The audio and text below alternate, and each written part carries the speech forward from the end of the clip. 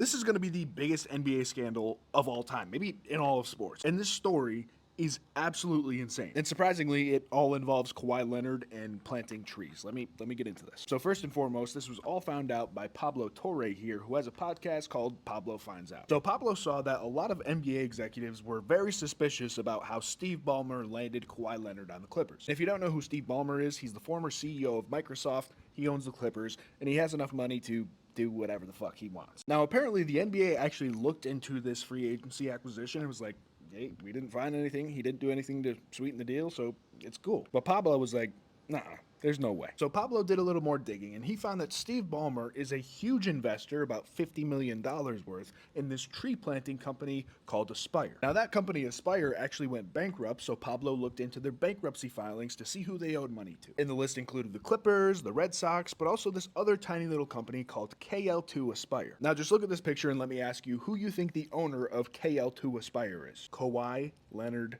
2. If you look at the agreement, it says that the company, Aspiration, is required to pay KL2 $28 million and will pay it $7 million every single year. And there's also another part of the agreement that says if Kawhi retires or he goes to another NBA team, he won't get his money. Now, on top of that, I don't have a picture. It says that Kawhi doesn't have to do anything, basically. He doesn't need to market. He doesn't need to go to events. He just needs to sit around and collect $7 million every single freaking year. So if you're not understanding what the hell is going on here, Steve Ballmer allegedly made a fake fraudulent shell company so he could pay Kawhi Leonard an extra $28 million freaking dollars to get him on the Clippers in free agency. Not because he doesn't have $28 million, but because there's a salary cap that he can't surpass. So by doing this, basically Kawhi Leonard and Steve Ballmer engaged in fraud, allegedly, and essentially fucked the NBA salary cap. And I can almost guarantee you this has probably happened hundreds of times before.